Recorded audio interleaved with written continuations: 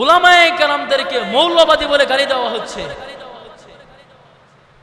উলামায়ে কেরামদেরকে তারা মৌলবাদী বলে গালি দিচ্ছে। আজীব, যে জমিনের মধ্যে উলামায়ে কেরাম যদি না থাকে তোমার জানাজাটা কে পড়াবে? চিন্তা একবার করে দেখো না, এই জমিনের মধ্যে উলামায়ে কেরাম যদি না থাকে তোমার লাশ তো কুকুরে খাবে, তোমার লাশ তো তোমার কুকুরে খাবে, জঙ্গলের শেয়ালে খাবে। আর যদি উলামায়ে কেরামদেরকে মৌলবাদী বলে গালি দাও, উলামায়ে কেরামদের রাজনীতি করার কোনো অধিকার নাই। আজীব বিষয়, উলামায়ে কেরামদের কোনো অধিকার নাই। তারা মৌলবাদী বলে উলামায়ে কেরামদেরকে আজকে হুমকি দিচ্ছে। স্পষ্ট পয়গাম হলো, উলামায়ে মানুষরা যেখানে শান্তি পাবে সেখানে তারা থাকবে। কারণ হেদায়েতের রাস্তা আল্লাহ পাক রব্বুল আলামিন বলেন, ইন্নাদ-দীনা ইনদাল্লাহিল ইসলাম, ইন্নাদ-দীনা ইনদাল্লাহিল ইসলাম। ইসলাম হলো একটা শান্তির ধর্ম, ইসলাম হলো একটা মনোনীত ধর্ম, ইসলাম হলো একটা নিরাপদ ধর্ম, যেখানে কোনো বাড়াবাড়ি, কোনো ছাড়াছাড়ি নাই। আল্লাহর পয়গম্বর বলেন, আমি এক সময় থাকবো না, আমার সাহাবারা থাকবে না, তাবিরে থাকবে না, আমার অনুসারী উলামায়ে কেরামগণ থাকবে। আর আমার উলামায়ে কেরামগণকে যারা মুহাব্বত করবে সেজন্য আমাকে মুহাব্বত করলো। উলামায়ে কেরামদের হুকুম যে মেনে চললো, উলামায়ে কেরামের আদর্শ, উলামায়ে কেরামের হকপন্থী উলামাদের যারা অনুসরণ করলো, কেমন জানি আমি নবীর অনুসরণ করলো। কারণ নবী বলেন, আনা খাতামুন নাবিয়্যিনা লা নাবিয়্যা বাদি, আমার পরে কোনো নবী নাই, আমার পরে কোনো রাসূল আসবে না, আমার পরে কোনো নবী আসবে না, আমি শেষ নবী, আমার পরে কোনো নবী আসবে না। আর উলামায়ে কেরামগণ হবেন আমার ওয়ারিস, উলামায়ে কেরামদেরকে মানা আর আমাকে মানা এক হয়ে যাবে। আর আপনি যদি উলামায়ে কেরামদেরকে যদি না মানেন, আপনি যদি উলামায়ে কেরামদেরকে যদি মুহাব্বত যদি না করেন, আপনি যদি উলামায়ে কেরামদেরকে মৌলবাদী বলে গালি দেন, তাহলে সেটা আপনার ব্যর্থতা। প্যারা হাজিরিন, উলামায়ে কেরাম যদি রাজনীতির মধ্যে আসে তাহলে আপনার অধিকার হরণ করবে না। উলামায়ে কেরাম যদি ইসলাম ধর্ম যদি কায়েম যদি করতে চান, উলামায়ে কেরাম যদি রাজনীতির মঞ্চে যদি দেখতে চান, তাহলে আপনার সম্পদ নিরাপদ থাকবে, কখনো ডাকাত আর চোর ছিনতাই হবে না। কারণ ইসলাম যদি রাজনীতির মধ্যে যদি আসে, তাহলে যদি চুরি করে তার হাত কাটে দেওয়া হবে, যদি কেউ জিনা করে তাহলে পাথর মেরে নিক্ষেপ করে তাকে হত্যা করে দেওয়া হবে। ইসলাম যদি রাজনীতির মধ্যে আসে, তাহলে লুটপাট যে করবে তাকে দেশ থেকে বহিষ্কার করা হবে। ইসলাম যদি রাজনীতির মধ্যে আসে, তাহলে যদি কোনো সন্তান তার পিতামাতার সাথে অবাধ্য আচরণ করে, তাহলে তাকে শাস্তির সম্মুখীন দেওয়া হবে। প্যারা হাজিরিন, ইসলাম যদি রাজনীতির মঞ্চে যদি আসে, তাহলে চুরি বন্ধ হয়ে যাবে, ডাকাতি বন্ধ হয়ে যাবে, লুটপাট করা বন্ধ হয়ে যাবে। এই সকল কিছু মানুষরা তারা বরদাস্ত করতে পারতেছে না। ইসলাম যদি আসে তাহলে তো আমাদের খাবার বন্ধ হয়ে যাবে, আমরা তো চুরি করতে পারবো না, আমরা তো ডাকাতি করতে পারবো না, আমরা তো মানুষের অধিকার হরণ করতে পারবো না, আমরা তো নিজেকে বিস্তার লাভ করতে পারবো না। কারণ এই জন্য ইসলামকে ডাবিয়ে দেওয়ার জন্য, ইসলামকে তার ধ্বংস করে দেওয়ার জন্য বিভিন্নভাবে উলামায়ে কেরামদেরকে গালিগালাজ করতেছে, উলামাদেরকে মৌলবাদী বলতেছে, উলামায়ে কেরামদেরকে বিভিন্নভাবে কটূক্তি ভাষায় গালিগালাজ করতেছে। স্পষ্ট পয়গাম হলো, স্পষ্ট মেসেজ হলো, আপনি আজকে উলামায়ে কেরামদেরকে গালি দিচ্ছেন, আপনি আজকে উলামায়ে কেরামদেরকে বিভিন্নভাবে কটূক্তি করতেছেন। স্পষ্ট কথা শুনে রাখেন, এই দেশে ইসলাম কায়েম হবে এটা নিশ্চিত। সকাল যেমন আসে, প্রভাত যেমন উঠে, সূর্য যেমন উঠে, এটা যেমন নিশ্চিত। এই দেশে কালিমার পতাকা উড়বে, এই দেশে ইসলামিক হুকুমত কায়েম হবে, এটা তার চাইতে বেশি নিশ্চিত। প্যারা হাজিরিন, এজন্য বাতিলের নিকট কখনো মাথা নত করা যাবে না, বাতিলের নিকট কখনো মাথা নত করবেন না। কারণ আমরা চিরস্থায়ী শান্তির প্রতীক, আমরা অস্থায়ী শান্তির প্রতীক না।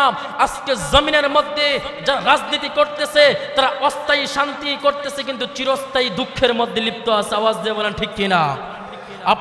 আপনাকে বুঝিয়ে বললে বুঝবেন।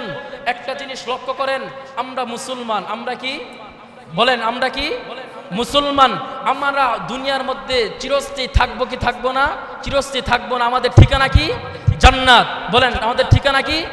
দুনিয়ার মধ্যে সাময়িক সময়ের জন্য আসছি। কখন? সাময়িক সময়ের জন্য আসছি, চিরস্থায়ী থাকতে আসি নাই। দুনিয়ার মধ্যে সাময়িক সময় কষ্ট করব, আমাদের আমাদের জন্য চিরস্থায়ী সুখ আমার আল্লাহ রেখেছেন। স্পষ্ট পয়গাম হলো, আপনি তো অস্থায়ী শান্তির জন্য, আপনি তো চিরস্থায়ী দুঃখের জন্য আপনি আজকে ইসলামের প্রতি কটূক্তি করতেছেন, নবীর খতমে সিংহাসন নিয়ে কথা বলতেছেন, ইসলাম নিয়ে ষড়যন্ত্র চালাচ্ছেন।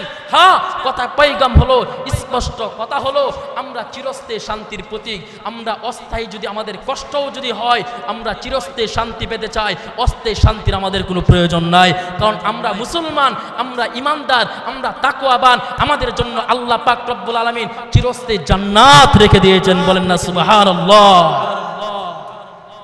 আমাদের জন্য চিরস্থায়ী শান্তির জায়গা জান্নাত আল্লাহ রেখে দিয়েছেন। দুনিয়ার মধ্যে যদি বাতিলের নিকট যদি মাথা নত করেন, তাহলে চিরস্থায়ী জান্নাত কখনো পাবেন না। সাময়িক সময়ের জন্য সম্মান পাবেন, সাময়িক সময়ের জন্য শান্তি পাবেন, কিন্তু মৃত্যুর পরে কখনো আর শান্তি পাবেন না। এই জন্য মুসলমানি ভাইরা, আসুন আমরা বুঝি, আসুন আমরা নিজের ইমানকে হেফাজত করি, আসুন আমরা বাতিলের নিকট মাথা নত না করি। কারণ বাতিলের নিকট যদি মাথা নত করেন, আপনার ইমান নিয়ে তারা ছিনিমিনি খেলবে, আপনার সন্তানকে তারা গুমরাহি করার জন্য পায়তারা চালাবে। কারণ আপনি চান আপনার সন্তানটা একটা দিনী শিক্ষায় শিক্ষিত হোক, আপনি মারা যাওয়ার পরে আপনার সন্তানটা আপনার জানাজার নামাজ পড়াক, আপনি চান আপনার সন্তানটা বিশ্বব্যাপী একটা আলোড়ন সৃষ্টিকারী সন্তান হোক, আপনি চান আপনার সন্তানটা একটা বড় আলেম হোক, আপনি চান আপনার সন্তানটা বড় একটা হাফেজ হোক। কিন্তু নাস্তিকটা তা চায় না, নাস্তিক মুরতাজরা চায় না।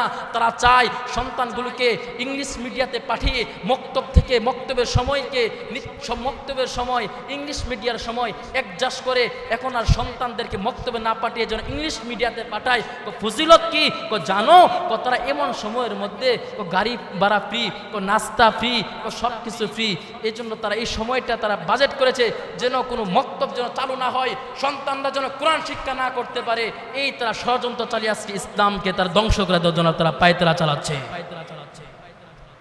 প্যারা হাজরিন, আমাদের ইমানকে হরণ করে নেওয়ার জন্য আরেকটা দৃষ্টান্তমূলক প্রমাণ হলো চট্টগ্রামের এক পাগলা, নূর পাগলা, নাম কি? নূর পাগলা। সে নিজেকে ইমাম মাহদি দাবি করেছে, বলেন না নাউজুবিল্লাহ, আওয়াজ দিয়ে বলেন নাউজুবিল্লাহ। এই 92,000 মুসলমানের দেশে, টেকনাফ থেকে তেতুলিয়া, রূপসা থেকে পাতুলিয়া, 96,000 বর্গ কিলোমিটারের দেশে আজকে ইমাম মাহদি দাবি করে এক নূর পাগলা। আমাদের দিন, আমাদের ইমান কেমন দুর্বল হয়েছে। সে আজানকে পরিবর্তন করেছে, শুধু আজানকেই পরিবর্তন করে নাই, সে কালিমাকেও পরিবর্তন করেছে। সে একটা নতুন শরিয়াত, নতুন একটা ধর্ম আবিষ্কার করতে তারা সে ষড়যন্ত্র চালিয়েছিল। প্যারা হাজরিন, সেই নূর পাগলা মুসলমানরা প্রতিবাদ করেছে, মুসলমানরা প্রতিবাদ করে তাকে তার কবর থেকে লাশ উঠিয়ে তারা পুড়িয়ে দিয়েছে। কারণ বাতিলরা এখনো জানে না, মুসলমানের ভিতরে যে জিহাদি চেতনা আছে, বাতিলরা এটা জানে না, বাতিলরা এটা জানে না। কারণ দেখেছে নূর পাগলা যখন ইমাম মাহদি দাবি করেছিল, সে যখন আজানকে পরিবর্তন করেছিল, সে যখন কালিমাকে পরিবর্তন করেছিল, সে যখন নতুন শরীয়ত কায়েম করার জন্য চেষ্টা করেছিল, তারকে কেমন তার প্রতিবাদ উলামায়ে কেরাম করেছেন, কেমন দৃষ্টান্তমূলক প্রমাণ উলামায়ে কেরাম দিয়েছেন, এটা ইতিহাসের পাতায় সারা জীবন লেখা থাকবে। বিভিন্ন জায়গায় দেখবেন মুসলমানদের ইমানকে হরে নেওয়ার জন্য কেউ এটা দাবি করছে, কেউ মাজার খুলে বসছে, কেউ বিভিন্ন জায়গায় বিভিন্ন একটা পায়তারা টাকা ইনকাম করার জন্য মুসলমানদের ইমানকে হরণ করার জন্য তারা চেষ্টা করতেছে। একটা মূল উসুল শুনে রাখেন, উসুলটা হলো মাজার কাকে বলে? মাজার বলা হয় যেখানে জিয়ারত করা হয়। বলেন কি করা হয়? আওয়াজ দিয়ে বলেন। মাজার বলা হয় যেখানে জিয়ারত করা হয়। আর মসজিদ কাকে বলে? যেখানে নিয়মিত সেজদা এবং ইবাদত করা হয়, সেটাকে মসজিদ বলে। আর মাদ্রাসা কাকে বলে? মাদ্রাসা বলা হয় যেখানে নিয়মিত দর্শে তাদরিসের হাদিসের আলোচনা হয়, সেটাকে মাদ্রাসা বলে। তাহলে আমরা মাজার জানলাম, মাজার কাকে বলে। এখন আসুন, মাজার সবগুলোই কি উলিয়া উলিয়ার মাজার? আপনি যদি সিলেট যান, আপনার অলিতে গুলিতে লেখা থাকে যে 360 আউলিয়ার দেশে, 360 আউলিয়া সিলেটে আপনাকে স্বাগতম। আমি আপনাকে অনেক প্রমাণ দেখাইতে পারবো, যে প্রমাণ হলো 360 আউলিয়ার বাংলাদেশ। আমরা বলি কি বলি না? বলেন সিলেটের মধ্যে 360 আউলিয়ার বাংলাদেশ, উল্লিতে গুলিতে লেখা থাকবে 360 আউলিয়ার বাংলাদেশ। আমার কাছে এরকম অনেক হাজার প্রমাণ আছে যেখানে লাশ নাই, কিন্তু মনে করেন টাকা ইনকাম করার জন্য সাজানো গুছেও 5 জন 10 জন লোক বসে তারা টাকা ইনকাম করতেছে। বলেন আপনারা জানেন না, আছে না নাই? একটা পাগল, রাস্তার পাগল ভিক্ষুক খাবার খেতে পারে না, সে প্রস্রাব করে পানি লয় না, তার বংশের মধ্যে সমস্যা রয়েছে, তার জন্মগত সমস্যা রয়েছে, সে ইমাম মাহাদি নিজেকে দাবি করে বসে আছে। কিছু নাস্তিকরা, কিছু অবাধ্য সন্তানরা তার পায়ের মধ্যে সেজদা দিয়ে তাদের সন্তান কামনা করতেছে। বলেন না নাউজুবিল্লাহ। আমাদের ঈমান কোন দিকে যাচ্ছে মুসলমান ভাইরা আমার?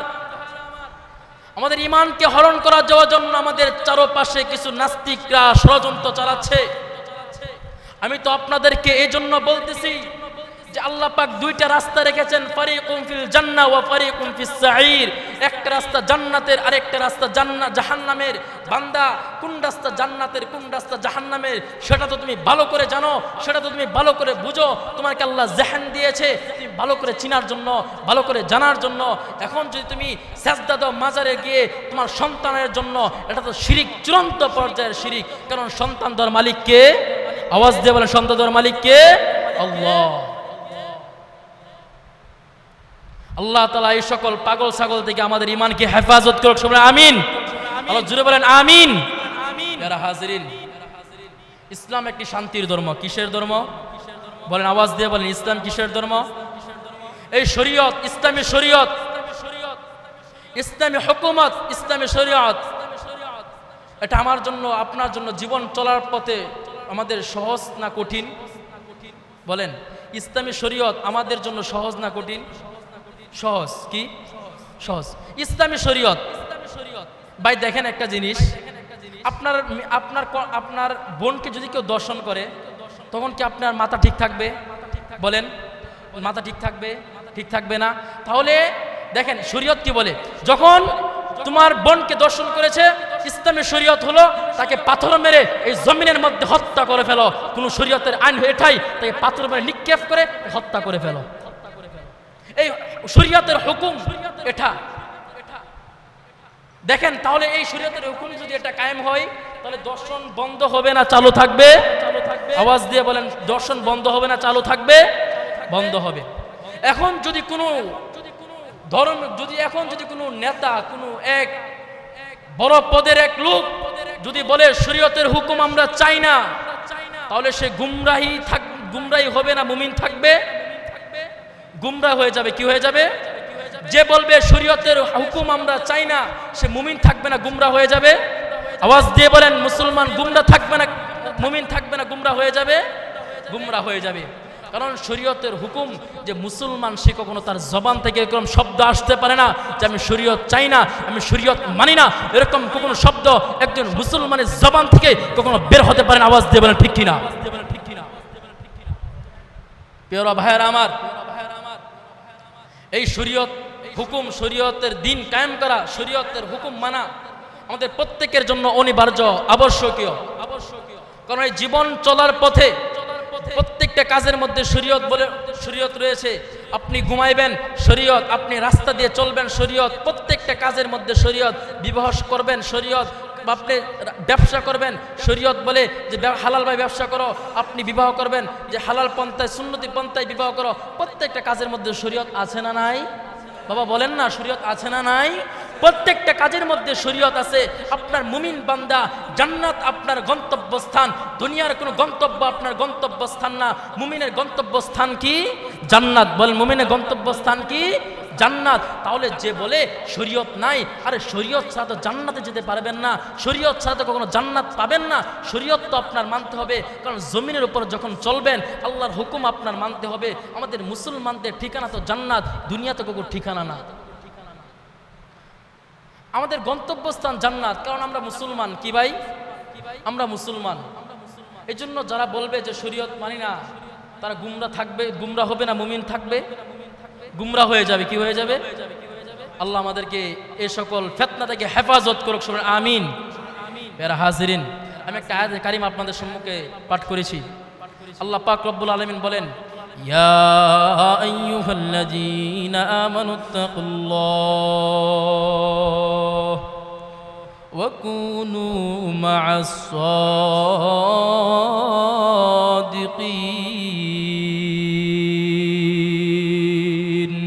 আল্লাহ বলেন, বান্দা নিজে জাহান্নামের আগুন থেকে বাঁচো, তোমার আহাল পরিবারদেরকে জাহান্নামের আগুন থেকে বাঁচাও।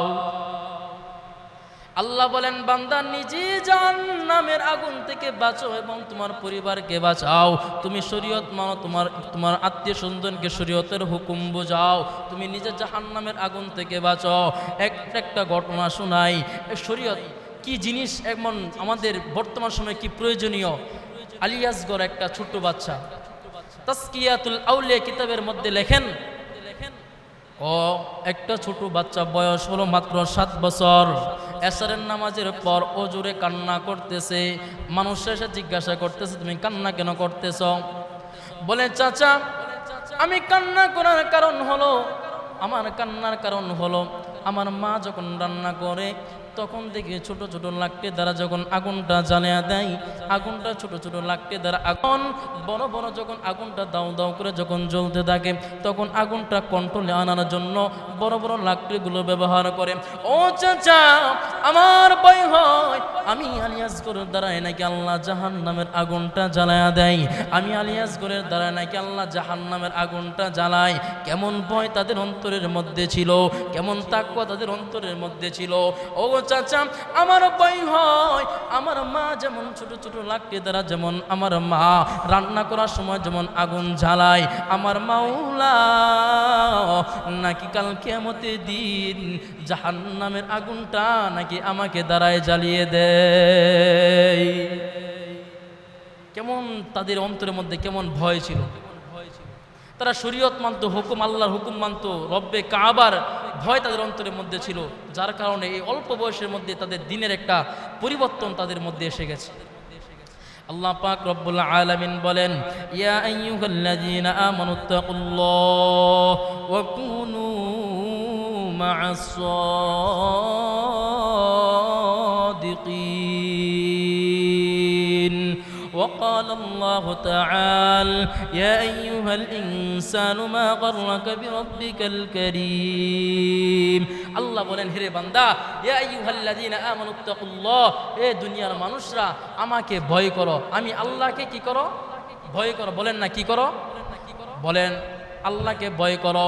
কারণ মুমিনের অন্তরের মধ্যে যদি আল্লাহর ভয় থাকে, সেই ব্যক্তি কখনো মিথ্যা কথা বলতে পারবে না। কথা বলেন ঠিক না বেঠিক? যে মুমিনের মধ্যে আল্লাহর ভয় থাকবে সেই ব্যক্তি কখনো মিথ্যা কথা বলবে না। যার মধ্যে আল্লাহর ভয় থাকবে ওই ব্যক্তি কখনো কোনো বান্দার হক নষ্ট করবে না।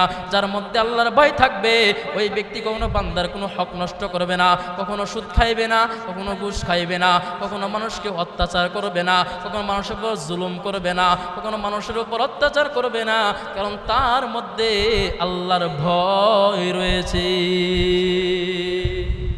এজন্য আল্লাহ বলেন, বান্দা ইয়া আইয়ুহাল্লাযীনা আমানুত্তাকুল্লাহ, আমার ভয় যদি তোমার অন্তরের মধ্যে যদি থাকে, তাহলে দুনিয়ার কোনো মানুষ তোমাকে লাঞ্ছিত অপমানিত করবে না। কারণ আমার ভয় যদি থাকে, তুমি জমিনের মধ্যে সম্মানভাবে চলবা, সম্মানের সাথে আল্লাহ জমিনের উপরে তোমাকে রাখবে। আখিরাতেও তোমার কঠিন মুসিবতের সময় আল্লাহ আরশে আজিমের মধ্যে তোমার ছায়াতলে স্থান দেবে এবং তোমার জন্য আল্লাহ বলেন, জান্নাতি তাজরি মিন তাহতিহাল আনহার, তোমার জন্য জান্নাত আল্লাহ পাক রেখেছেন। সুবহানাল্লাহ। এজন্য প্রিয় হাজিরিন, শরীয়ত এটা আমাদের জীবনে অনিবার্য একটা জিনিস। আমাদের যেমন আল্লাহর ভয় অন্তরের মধ্যে থাকতে হবে, কারণ আল্লাহর ভয় যদি অন্তরের মধ্যে থাকে, তাহলে আল্লাহ যে হুকুম, আল্লাহ যে কানুনগুলো রয়েছে, এগুলোর উপর চলো আপনার জন্য সহজ হয়ে যাবে। আল্লাহ পাক রব্বুল আলামিন অন্য এক আয়াতের মধ্যে বলেন, ইয়া আইয়ুহাল্লাযীনা আমানুস্তাঈনু বিস-সাবরি ওয়াস-সালাহ ইন্নাল্লাহা মা'আস-সাবিরিন। وقال الله تعالى في كلامه المجيد يا أيها الذين آمنوا اتقوا الله হাক্কা তুকাতিহি ওয়া লা তামুতুন্না ইল্লা ওয়া আনতুম মুসলিমুন। আল্লাহ বলেন বান্দা যাওয়ার কোনো রাস্তা নাই। কোন দিকে তুমি যাইবা বলো? যাওয়ার কোনো রাস্তা নাই। কারণ আল্লাহ বলেন বান্দা মৃত্যু একদিন হবে, এটা চূড়ান্ত পর্যায়ে নিশ্চিত। দুনিয়ার মধ্যে কোনো বাহাদুরি কবরের মধ্যে চলবে না। ও মৃত্যু হবে তা চূড়ান্ত নিশ্চিত। ও নামাজ পড়লেও মৃত্যু হবে, ও দাড়ি রাখলেও মৃত্যু হবে। যে ব্যক্তি দাড়ি রাখবে না তারও তো মৃত্যু হবে। যে ব্যক্তি সুদ খাইবে তার মৃত্যু হবে। যে ব্যক্তি গুনাহ করবে তারও মৃত্যু হবে। যে ব্যক্তি নাফরমানি করে চলবে তারও তো মৃত্যু হয়ে যাবে। যে ব্যক্তি আল্লাহর হুকুম মানবে না তারও তো মৃত্যু হয়ে যাবে। যে ব্যক্তি আল্লাহর জমির আল্লাহর হুকুম মানবে না, শরীয়তের হুকুম মানবে না, আল্লাহর হুকুম মানবে না, নবীর আদর্শ মেনে চলবে না, তারও তো মৃত্যু হয়ে যাবে। আওয়াজ দিয়ে বলেন ঠিক না বেঠিক? একজন লোক অসুস্থ মানুষ, তারও তো রাত শেষ হয়ে যাচ্ছে। একজন মানুষ অসুস্থ, তারও তো রাত শেষ হয়ে যাচ্ছে। আজকে যার বাসুর রাত, তারও তো রাত শেষ হয়ে যাচ্ছে। আজকে যে ব্যক্তি জেলখানার মধ্যে বন্দী, তারও তো রাত শেষ হয়ে যাচ্ছে। এরে বাবা, মানুষের জীবন থেকে এক একটা রাত, এক একটা দিন, এক একটা সময় চলে যাচ্ছে। তুমি যদি নামাজ পড়ো তাও সময় চলে যাবে, তুমি যদি নামাজ না পড়ো তাও সময় চলে যাবে। এই সময় কারোর জন্য অপেক্ষা করবে না, এই সময় কারো অপেক্ষা করবে না। হায়াতের বরফ গলতে গলতে গলতে গলতে, হায়াতের বরফ গলতে গলতে এক সময় তুমি নিঃস্ব, একদম হায়াত শেষ হয়ে যাবে। সেদিন তোমার কোনো উপায় থাকবে না। সেদিন বলবা ইয়া নাফসি লা আদরি লা আদরি, আয় আল্লাহ কিছুই জানি না, কিছুই জানি না, কিছুই জানি না, আয় আল্লাহ কিছুই জানি না। জমিনের মধ্যে তোমার আলোচনা শুনতাম কিন্তু তোমার আলোচনা মানতাম না। জমিনের মধ্যে শুনতাম এটা কাজ করলে এই ফায়দা হবে, কিন্তু মানতাম না। এরে যুবক ভাইরা, আল্লাহ পাক রব্বুল আলামিন বলেন বান্দা এই দুনিয়াটা হলো সকলের জন্য অস্থায়ী এক ঠিকানা। ইহা হাম সব মুসাফির হে ওহি আখির ঠিকানা, কোই আগে রওয়ানা হয় কোই পিছে রওয়ানা। দুনিয়াটা হলো একটা অস্থায়ী এক ঠিকানা, একটা ঘর। তো এখানে তো কেউ থাকবে না। তো দেখো না, তো দাদার কাঁধে নাতির লাশ উঠে গেছে, প্রমাণ আছে না নাই? বলেন, দাদার কাঁধে নাতির লাশ উঠে না গো? উঠে না? অনেক চাক্ষুষ প্রমাণ আছে। আমরা চিন্তা করি দাড়িগুলি যখন সাদা হবে তখন আমরা নামাজ পড়বো। আমরা চিন্তা করি যখন বৃদ্ধ বয়সে চলে যাব তখন আল্লাহর ইবাদত করব। কিন্তু যুবক ভাইরা তা না। আপনি যদি লক্ষ্য করে যদি দেখেন তাহলে আপনার সমবয়সী অনেক যুবক রাস্তায় অ্যাক্সিডেন্টে মারা যাচ্ছে, অনেক যুবকরা পানিতে পড়ে মারা যাচ্ছে, অনেক যুবকরা আজকে আগুনে পড়ে মারা যাচ্ছে। এই জন্য যুবক ভাইরা, এই দুনিয়া লোভ লালসায় পড়ে আমার মালিককে ভুলে থাকা যাবে? বলেন না যাবে? মালিককে ভুলে থাকা যাবে না। রাস্তা দিয়ে হাঁটলেও মালিকের স্মরণ রাখতে হবে, রাস্তা দিয়ে চললেও মালিককে স্মরণ রাখতে হবে, আপনি ঘুমাইলেও মালিককে স্মরণ রাখতে হবে। কারণ আমার একজন মালিক আছে, আমি তো উনার গোলাম, উনি তো হলেন আমার মালিক। আমার মালিকের নাম কি? আল্লাহ। সবাই বলেন না কি নাম কি? আল্লাহ। আমি তো একটা মালিকের একটা গোলাম, আমি তো গোলাম, আমি তো সৃষ্টি, আমার একটা স্রষ্টা আছে, আমি তো আসে, আমার তো একটা মাশুক আছে। এই দুনিয়ার মানুষরাই তো হলো সবাই তো পাগল। আল্লাহর পয়গম্বর বলেন কারো তো মানুষ তো টাকার লোভী থাকবে, এই দুনিয়ার মধ্যে কারো তো গাড়ির লোভ থাকবে, কারো তো সম্পদের লোভ থাকবে। আরেকজন মানুষ কোনা টাকার লোভ থাকবে না, কোনা গাড়ির লোভ থাকবে না, কোনা সম্পদের লোভ থাকবে না। তারা চাইবে সিরাতাল মুস্তাকিম,